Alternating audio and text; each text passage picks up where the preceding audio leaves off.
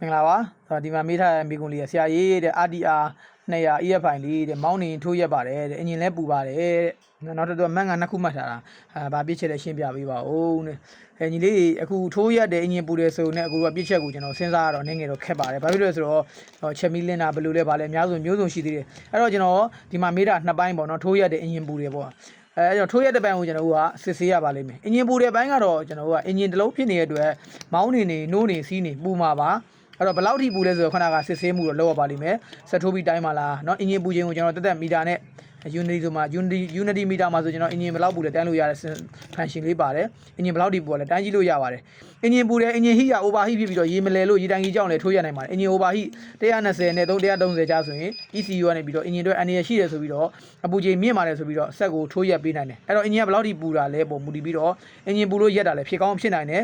တို့မို့အင်ဂျင်ကထိုက်တဲ့အပူချိန်ပဲအများကြီးမတက်ဘူးဆိုတော့ရက်တဲ့အကြောင်းနဲ့တခြားအကြောင်းတွေရှိနိုင်သေးတယ်ဗျအဲ့တော့ကျွန်တော်ရေလေုံအကြောင်းနည်းနည်းရှင်းပြပေးမယ်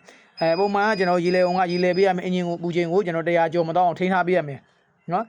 85 90 95ပေါ့ဗျာ100ပေါ့ကျော်ရင်တော့100က100 110ထိအောင်ကျော်လို့ရသေးတယ် ECU ကဒါပေမဲ့120 130ရောက်ရင်တော့ ECU ကဒါဒီအင်ဂျင်တွေအနေရရှိတယ်ဆိုပြီးတော့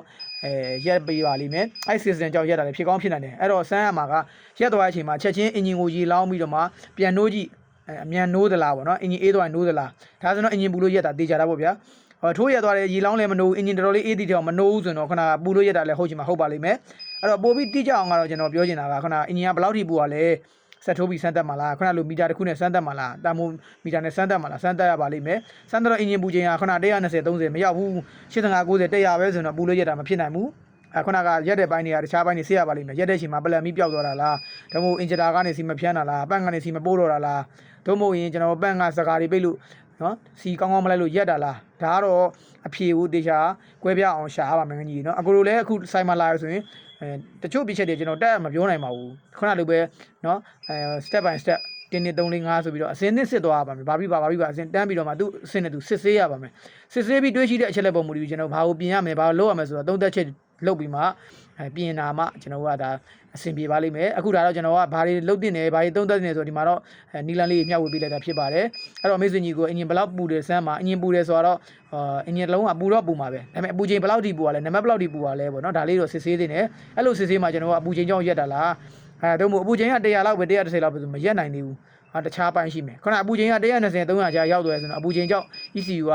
ရက်ပေးတာဖြတ်ပေးတာလဲဖြစ်ပါတယ်အဲ့တော့ကျွန်တော်အခုရှင်းပြရလေးမိတ်ဆွေကြီးကိုဒါဝါရှော့ဆရာဖြစ်မှာပါတော့နားလည်မယ်လို့ထင်ပါတယ်လိုက်ပြီးတော့စူးစမ်းပြီးတော့ဖြည့်ရှင်းကြည့်ပါကိုယ်တိုင်လည်းစူးစမ်းပါနော်အဖြေတွေ့ပါလိမ့်မယ်အဆင်ပြေပါ